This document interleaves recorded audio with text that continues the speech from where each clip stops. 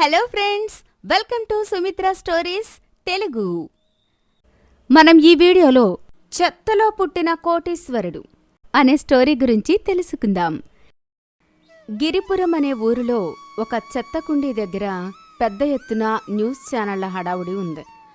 అక్కడ చాలామంది జనం గుమికూడి ఉన్నారు. ఒక న్యూస్ ఛానల్ రిపోర్టర్ అయితే తన న్యూస్ ఛానల్కి కంటెంట్ ఇస్తూ ఇలా మాట్లాడుతుంది. ఇప్పుడు ప్రపంచమంతా ఒకే విషయం గురించి చర్చించుకుంటోంది. కోట్లకి అధిపతి అయిన వివేక్ వల్లంకి ఇవాళ తన కంపెనీ షేర్ హోల్డర్స్తో ఉన్న మీటింగ్ని కూడా క్యాన్సిల్ చేసుకుని తనకి వచ్చే నష్టాన్ని కూడా లెక్క చేయకుండా ఈ మారుమూల ప్రాంతంలో ఉన్నవారికి, అందులోనూ ఇక్కడ విపరీతమైన చెత్త పేరుకుపోయిన ఈ చెత్త కుండీ దగ్గరికి రావాల్సినంత ఇంపార్టెన్స్ ఏంటి అని అందరూ అనుకుంటున్నారు కదూ. మరి కాసేపట్లోనే ఈ ప్రశ్నకి బదులు దొరుకుతుంది. ఆ రిపోర్టర్ చెప్తుండగానే అత్యంత ఖరీదైన పడవలాంటి పెద్ద కారులో వివేక్ వల్లంకి అనే యువకుడు సూటు బూటు వేసుకుని చుట్టూ సెక్యూరిటీ పిఏలతో సహా తన కారులో నుండి దిగాడు. అతను అక్కడ దిగటంతోటే మీడియా మొత్తం అతని చుట్టూ చేరిపోయింది. రిపోర్టర్ ఆత్రంగా వివేకి వల్లంకికి అడ్డం పడిపోతూ ఆయన ముఖం మీద మైక్ పెట్టి, చెప్పండి వివేక్ సార్, మీలాంటి కోటీశ్వరుడు వ్యాపారానికి సంబంధించిన ముఖ్యమైన మీటింగ్ని కూడా క్యాన్సిల్ చేసుకుని ఈ చెత్త కుండీ దగ్గరికి రావడానికి కారణం అంటే ఇలా పరిసరాలని అపరిశుభ్రంగా ఉంచుతున్న ప్రభుత్వాన్ని మీరు ప్రశ్నిస్తున్నట్టు అనుకోవచ్చా? చూడండి, ఇప్పుడు నేను చాలా బిజీగా ఉన్నాను. దయచేసి నన్ను డిస్టర్బ్ చేయకండి. మీ పని మీరు చూసుకోండి. నన్ను నా పని చేసుకోనివ్వండి ప్లీజ్. నా పని పూర్తయ్యాక మీకు నేను రెస్పాండ్ అవుతాను అంటూ నిర్మోహమాటంగా వాళ్ళని పక్కకి పంపించి తను చెత్తకుండీలో ఏరుకుంటున్నాడు. అతని సూటుబూటుకి తన భుజాన ఉన్న సంచికి ఎక్కడా పొంతనలేదు. అయినా సరే సంతోషంగా ఆ చెత్తకుండీలో ప్లాస్టిక్ని, చిత్తు కాగితాలని ఏరుకుంటున్నాడు ఆ యువకుడు. అసలు ఈ వివేక్ వల్లంకికి ఆ చెత్తకుండీకి సంబంధం ఏంటో తెలియాలంటే అతని బాల్యం నుండి మనం తెలుసుకోవాలి. చాలా ఏళ్ల క్రితం తల్లి తండ్రి లేని అనాథ ఈ వివేక్. అతనికి 8 ఏళ్ల వయసు ఉన్నప్పుడు తన పొట్టకూటి కోసం ఒక హోటల్లో పని చేసుకునేవాడు. అలా వచ్చిన డబ్బులతో తన జానడు పొట్టను నింపుకుంటూ వీధిబడిలో చదువుకునేవాడు. ఎందుకంటే ఆ కుర్రాడికి చదువంటే అంత ఇష్టం. ఒకరోజు ఎప్పటిలాగానే హోటల్కి పనికి వచ్చాడు. అక్కడ గబగబా పని ముగించుకొని స్కూల్కి వెళ్ళిపోదాము అనుకున్నాడు. కానీ ఆ హోటల్ యజమాని వివేక్ని గుమ్మంలోనే ఆపేసి బయటకు గెంటి, ఒరే బాబు, ఇక నుండి నువ్వు నా కాడికి పనిలోకి రాగురా. బాలకార్మికుల చట్టం అని ఏదో వచ్చిందట. నీలాంటి కుర్రాళ్ళని పనిలో ఎట్టుకుంటే నా బతుకు జైలే. అందుకే ఇంకెప్పుడు నా హోటలేపు చూడకో అంటూ బయటకు గెంటేశాడు.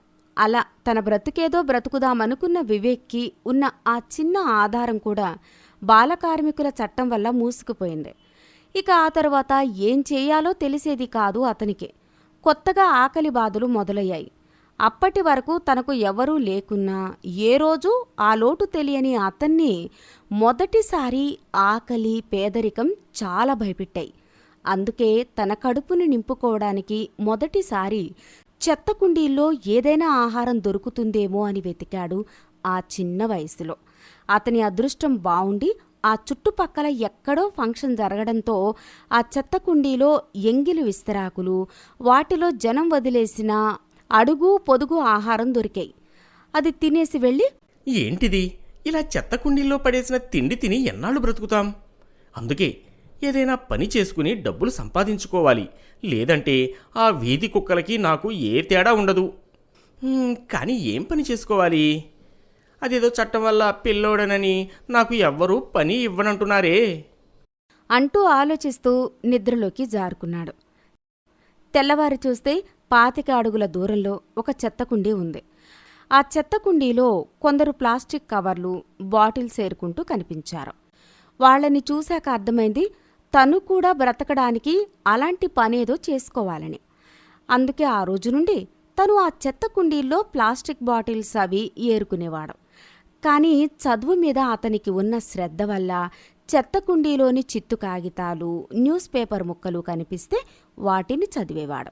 ఒక్కోసారి పజిల్స్, పదవినోదం లాంటివి కనిపిస్తే వాటిని నింపడం చేసేవాడు. ఆ విధంగా అయినా తనకి చదువు సాగుతుందని ఎంతో కొంత ఆనందాన్ని పొందేవాడు వినోద్. ఒకరోజు అదే చెత్త కుండీలో తనకి ఒక ఎగ్జిబిషన్ యొక్క ఎంట్రీ టికెట్ దొరికింది.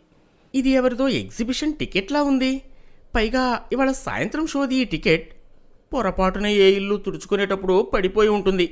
సర్లే, నేను డబ్బులు పెట్టి ఇలాంటి చోటికి వెళ్ళలేను కదా, కనీసం ఈ టికెట్తో అయినా ఆ ఎగ్జిబిషన్ ఏంటో చూస్తాను అనుకుని చక్కగా స్నానం చేసుకుని తనకున్న వాటిలో నుండి బట్టలు వేసుకుని ఆ రోజు సాయంత్రం ఆ ఎగ్జిబిషన్కి వెళ్ళాడు వినోద్. అక్కడ ఏది ఆడుకోవాలన్నా డబ్బులే కావాలి అని అతనికి అర్థమైంది. కానీ ఒక్కచోట మాత్రం తన ఎంట్రీ టికెట్ ఉపయోగించుకొని ఒక క్విజ్ పోటీలో పాల్గొనే అవకాశం ఉందని తెలిసింది అతనికి. ఆ క్విజ్లో గెలిచిన వాళ్ళకి 10,000 నుండి మొదలుకొని హయ్యెస్ట్ ₹1,00,00,000 వరకు ప్రైజ్ మనీ ఉండడంతో వివేక్కి చాలా ఆనందంగా అనిపించింది. దేవుడా, నాకు నువ్వు ఏం చేశావో ఏం చేయలేదో తెలీదు, కానీ ఈ పోటీలో కనీసం ఆ 10,000 నాకు వచ్చేలా చేయి స్వామి. చిన్నగా టీ కొట్టు పెట్టుకునైనా బ్రతుకుతాను అంటూ మనసులో దేవుడికి మొక్కుకుని ఆ క్విజ్ పోటీలో పాల్గొన్నాడు వివేక్. స్వతహాగా చదువు మీద తనకున్న ఆసక్తి కారణంగా అతను చెత్తకుండీలో ఏ కాగితం కనిపించినా చదివేవాడు కనుక అతనుకు తెలియకుండా అతని బుర్రలో చాలా జ్ఞానం నిండి ఉంది. ఆ విషయం వివేక్కి కూడా ఈ క్విజ్ ఆడే వరకు తెలియలేదు. అదేంటో క్విజ్లో ఎంత కష్టతరమైన ప్రశ్న అడిగినా అతను సమయం ముగిసేలోపు బదిలిస్తున్నాడు. అందులో దాదాపు రైట్ ఆన్సర్ ఉంటున్నాయి. అలా 10,000 వస్తే చాలు అనుకున్న వివేక్ 10,000 కాదు, 25,000 కాదు, అలా రౌండ్కి గెలుస్తూ ₹1,00,00,000 ప్రశ్న వరకు ఆడుతూనే ఉన్నాడు. ఆ దశలోకి వచ్చాక, దేవుడా, ఇక్కడి వరకు నేను వచ్చానంటే నీ అండవల్లే. ఇంకొక్క ప్రశ్న ఉంది. ఇందులో నాకు గెలుపుని ఇవ్వకపోయినా పర్వాలేదు, కానీ సరైన జవాబు నా నోట వచ్చేలా చూడు స్వామి. ఇంతసేపు జనాల చప్పుట్లు విన్నప్పుడు బాగుంది. ఈ ఒక్క ప్రశ్నకి నేను తప్పు చెబితే ఆ చప్పట్లు మోగవేమో అని భయంగా ఉంది అంటూ తన మనసులో అనుకున్నాడు. చివరికి ఆ ₹1,00,00,000 ప్రశ్న కూడా అడిగాక దానికి కూడా తన జీవితకాల అనుభవం నేర్పిన పాఠం వల్ల అతను మనసు బలంగా చెప్పిన జవాబుని అతను పైకి చెప్పాడు. దాంతో ఆ పోటీలో అనూహ్యంగా అతను ₹1,00,00,000 బంపర్ ప్రైజ్ విన్నర్ అయిపోయాడు. ప్రేక్షకులు, మీడియా అందరూ చెత్త కాగితాలు ఏరుకునే మేధావి వివేక్ అంటూ హోరెత్తించేశారు.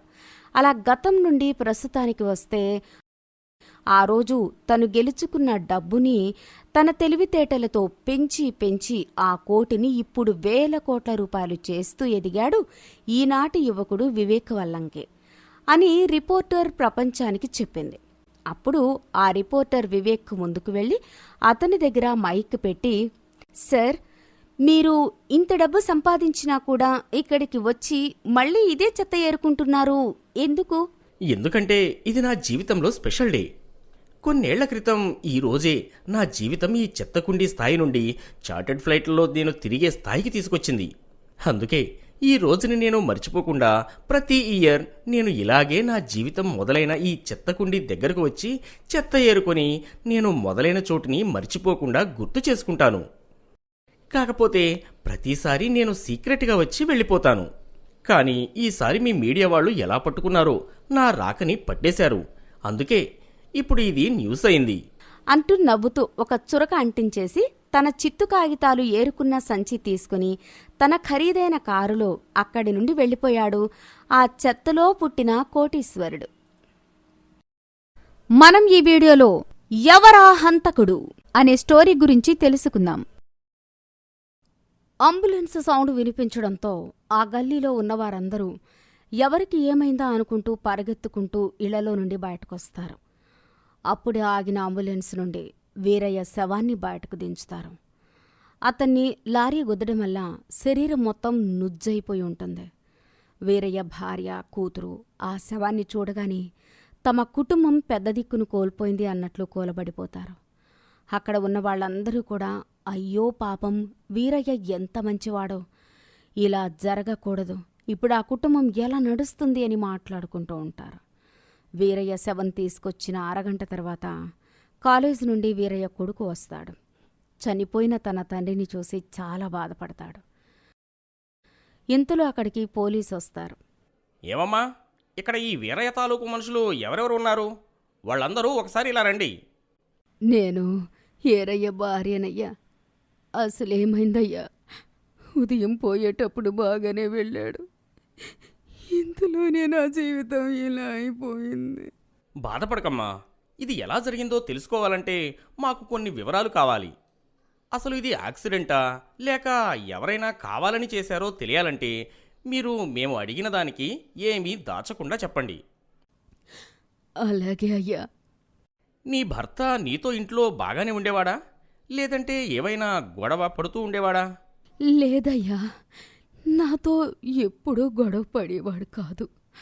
పని చేసిన డబ్బంతా నాకే తెచ్చిచ్చేవాడు. అందరితో కూడా చాలా మంచిగానే ఉండేవాడు.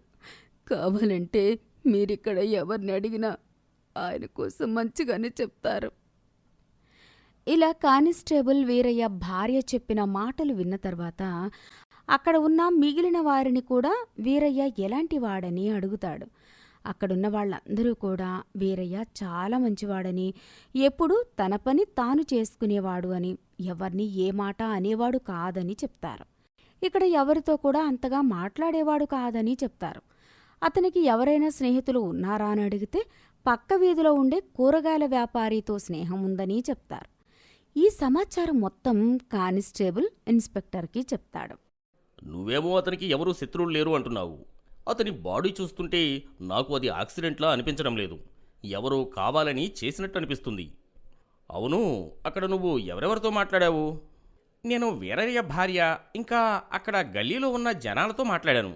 వాళ్ళెవరి మీద నాకు అనుమానంగా అనిపించలేదు సార్.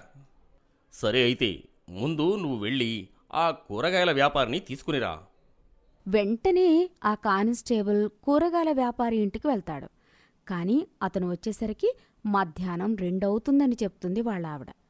ఆ కూరగాయల వ్యాపారి ఇంటికి వచ్చేంతవరకు కానిస్టేబుల్ అక్కడే ఉండి అతడు రాగాని స్టేషన్కి తీసుకుని వెళ్తాడు. కూరగాయల వ్యాపారికి వీరయ్య చనిపోయిన విషయం తెలియదు. అందుకే అతనికి అసలు విషయం తెలియక చాలా కంగారు పడుతూ ఉంటాడు. నీకు పాల వ్యాపారి వీరయ్య తెలుసా? తెలుసు సార్, చాలా మంచి వ్యక్తి. రోజు మేమిద్దరము కలిసి వ్యాపారానికి వెళ్తాము. అయితే ఈరోజు మీ ఇద్దరూ కలిసి ఎందుకు వెళ్ళలేదు? అదేంటి సార్, ఉదయం మేము ఇద్దరం కలిసే కదా వెళ్ళాము. అతను నేను కలిసి ఉదయం 8 గంటలకల్లా బయలుదేరతాము. ఆయన తన పని చూసుకొని 10 గంటలకల్లా వచ్చేస్తాడు. నేను వచ్చేసరికి మధ్యాహ్నం 2 అవుతుంది. అయితే వీరయ్య చనిపోయిన విషయం నీకు తెలీదా? ఆ మాట వినగానే ఆ కూరగాయల వ్యాపారికి తను ఏం విన్నానో సరిగా అర్థమయ్యేసరికి ఒక 2 నిమిషాలు పడుతుంది. ఎందుకంటే ఉదయం తనతో వచ్చిన వ్యక్తి తను ఇంటికి వచ్చేసరికి చనిపోయాడని తెలిస్తే ఎవరికైనా అలానే అనిపిస్తుంది. కూరగాయల వ్యాపారితో మాట్లాడిన తర్వాత ఇన్స్పెక్టర్ వీరయ్య చావుకి కూరగాయల వ్యాపారికి ఎటువంటి సంబంధం లేదని, అతన్ని ఇంటి దగ్గర దించేయమని కానిస్టేబుల్తో చెప్తాడు. అలాగే వచ్చేటప్పుడు వీరయ్య కూతుర్ని కూడా తీసుకురమ్మని చెప్తాడు. కానిస్టేబుల్ కూరగాయల వ్యాపారిని దించేసి వీరయ్య కూతుర్ని తీసుకుని స్టేషన్కి వస్తాడు. చూడమ్మా, మీ నాన్నగారి కోసం నేను నిన్ను కొన్ని ప్రశ్నలు అడుగుతాను. నువ్వేమీ దాయకుండా, దేనికి కంగారు పడకుండా నాకు అన్నిటికీ సమాధానం చెప్పమ్మా. అప్పుడే నేను మీ కుటుంబానికి ఎటువంటి సాయమైనా చేయగలను. సరే సార్, మా నాన్న కోసం నాకు తెలిసినదంతా మీకు చెప్తాను. సరే, మీ నాన్నగారు ఇంట్లో ఎప్పుడైనా మీ అమ్మతో గొడవ పడడం కానీ, అలాగే బయట ఎవరితో అయినా శత్రుత్వం ఉన్నట్టు కానీ మీ ఇంట్లో వాళ్లతో ఎప్పుడైనా చెప్పేవాడా? లేదు సార్, మా నాన్న బయట ఎవరితోనూ పెద్దగా మాట్లాడేవారు కాదు. ఇంకా బయట వాళ్ళతో శత్రుత్వం ఎలా ఉంటుంది? ఇంకా అమ్మా నాన్న అంటారా, ఎప్పుడూ చక్కగా కలిసిమెలిసి పని చేసుకునేవారు. అమ్మ ఎప్పుడూ నాన్నకు అన్ని పనుల్లోనూ సాయపడుతూ ఉండేది. సరే తల్లి, ఇంకో విషయం చెప్పు. నాన్న ఎప్పుడైనా నీ పట్ల తప్పుగా ప్రవర్తించేవాడా? లేదు సార్, నాన్నకు నేనన్నా అన్నయ్యన్నా చాలా ఇష్టం. తనకు ఉన్నదానిలోనే మమ్మల్ని బాగా చూసుకునేవాడు. వీరయ్య కూతురు మాట్లాడిన పద్ధతిని బట్టి బుజ్జికి వీరయ్య చావుకి ఏమీ సంబంధం లేదు అనిపిస్తుంది ఇన్స్పెక్టర్కి. ఇక బుజ్జిని కూడా ఇంటి దగ్గర దింపేసి వీరయ్య కొడుకుని స్టేషన్కి తీసుకుని రమ్మని చెప్తాడు కానిస్టేబుల్. కానిస్టేబుల్ బుజ్జిని ఇంటి దగ్గర దింపేసి వీరయ్య కొడుకుని తీసుకుని స్టేషన్కి వస్తాడు. నువ్వు వీరయ్య కొడుకువా? నువ్విప్పుడు ఏమి చదువుకుంటున్నావు? అవును సార్, నేను వీరయ్య కొడుకునే. నేనిప్పుడు డిగ్రీ చదువుతున్నాను. సరే, ఇప్పుడు నిన్ను ఒకటి అడుగుతాను. ఏమీ దాచకుండా సమాధానం చెప్పు. మీ నాన్న మీ ఇంట్లో వాళ్లకు తెలియకుండా ఏమైనా చెడు అలవాట్లకు బానిసయ్యాడా? అలాగే బయట ఎవరితో అయినా గొడవలు పడ్డాడా? లేదు సార్, నాన్న చాలా మంచివాడు. అతనికి ఎటువంటి చెడు అలవాట్లు లేవు. అలాంటి మా నాన్న ఇదిగో ఇలా నేను కాలేజీకి వెళ్ళి వచ్చేసరికి ఇలా అయిపోయారు అంటూ ఏడుస్తూ కన్నీళ్లు పెట్టుకుంటాడు. నందన్ బాధ చూడలేక తనకి కూడా ఏమీ తెలియదు అనుకుని నందన్ని ఇంటికి వెళ్ళిపోమని చెప్తాడు ఇన్స్పెక్టర్. ఇన్స్పెక్టర్కి అసలు ఏమీ అర్థం కాదు. అసలు ఇది యాక్సిడెంటా లేదంటే మర్డరా, అసలు ఈ కేసు ఎలా సాల్వ్ చేయాలో తెలియక బుర్ర పగిలిపోతూ ఉంటుంది. టీ తాగుతూ వీరయ్య భార్య, కూరగాయల వ్యాపారి, వీరయ్య కూతురు ఇంకా కొడుకు చెప్పిన మాటల్ని ఒకసారి గుర్తుకు చేసుకుంటూ ఉంటాడు. ఒక్కసారిగా బుర్రకు ఏదో తట్టినట్టుగా కానిస్టేబుల్ని పిలుస్తాడు. వెంటనే వీరయ్య కొడుకుని మళ్లీ స్టేషన్కి తీసుకుని రమ్మని చెప్తాడు. ఈలోగా ఇన్స్పెక్టర్ నందన్ చదువుతున్న కాలేజీకి వెళ్ళి అక్కడ ప్రిన్సిపల్తో మాట్లాడి స్టేషన్కి వచ్చేసరికి నందన్ స్టేషన్లో కూర్చొని ఉంటాడు. ఏంటి నందన్, ఇప్పుడే నేను మీ కాలేజీకి వెళ్ళి వస్తున్నా. మీ ప్రిన్సిపాల్ నీ కోసం చాలా గొప్పగా చెప్పాడు. మంచి స్టూడెంట్ అంట నువ్వు. అలాగే అందరితో కూడా చాలా కలివిడిగా ఉంటావంట. అలాంటిది మీ నాన్నని చంపాల్సిన అవసరం నీకు ఏం వచ్చింది? మీరు మీరు ఏం మాట్లాడుతున్నారు సార్? మా నాన్నని నేనెందుకు చంపుకుంటాను? నిజానిజాలు తెలుసుకోకుండా ఏది పడితే అది మాట్లాడకండి. నేను మీ కాలేజీకి వెళ్ళొచ్చాను అని చెప్తున్నా కూడా మళ్ళీ నిజానిజాలు అంటావేంటి? మీకు ఫైనల్ ఎగ్జామ్స్ అయ్యి 2 వారాలయ్యింది. ఇప్పుడు కాలేజీకి సెలవులు. నేను కంప్యూటర్ క్లాస్కి వెళ్ళాను సార్. కాలేజీ కాదు, ఇందాక కంగారులో కాలేజీకి అని చెప్పేశాను. ఏంటి తమాషాగా ఉందా? ఇంకా ఏదో తెలియదు ఆవేశంలో చేసావేమో అని అనుకుంటుంటే నువ్వు దాయాలని చూస్తున్నావు. నేను ఆధారాలు లేకుండా మాట్లాడుతున్నా అనుకుంటున్నావా? అంటూ నందన్ ఫ్రెండ్ భాస్కర్ని కాలర్ పట్టుకుని లాక్కొని వస్తాడు ఇన్స్పెక్టర్. భాస్కర్ని చూడగానే విషయమంతా తెలిసిపోయిందని తెలుసుకున్న నందన్ ఇన్స్పెక్టర్కి నిజం చెప్పడం మొదలు పెడతాడు. వీరయ్య రోజు పక్క వీధిలో ఉన్న కూరగాయల వ్యాపారితో కలిసి వాళ్ళ పక్క ఊరికి వ్యాపారం కోసం వెళ్తూ ఉండేవాడు. ఉదయం 10 అయ్యేసరికి అందరికీ పాలు పోసేసి ఇంటికి వెళ్ళిపోతున్నా అని కూరగాయల వ్యాపారితో చెప్పి వచ్చేసి సారాయి దుకాణం దగ్గరికి బాగా తాగేసి దారిలో వస్తూ వస్తూ ఒక బస్తీ దగ్గర ఆడవాళ్లతో అసభ్యంగా ప్రవర్తించేవాడు. ఇదంతా చూసిన భాస్కర్ ఒకసారి వచ్చి నాతో చెప్పాడు. ముందు నేను నా కళ్లతో చూసే వరకు నమ్మలేదు. ఇదంతా భాస్కర్ నాకు చూపించిన తర్వాతే అర్థమైంది. మా నాన్న పైకి కనిపించేంత మంచివాడు కాదని. వెంటనే నేను మా నాన్నతో, నాన్న, నేను నువ్వు చేసే పనులన్నీ చూస్తూనే ఉన్నాను. నీ వల్ల చాలామంది ఇబ్బంది పడుతున్నారు. వెంటనే ఇలాంటివన్నీ మానేస్తే మంచిది. ఏంట్రా నువ్వనేది? గేదెలను పెంచి పాలు పోయడం కూడా చెడ్డ పనేనా?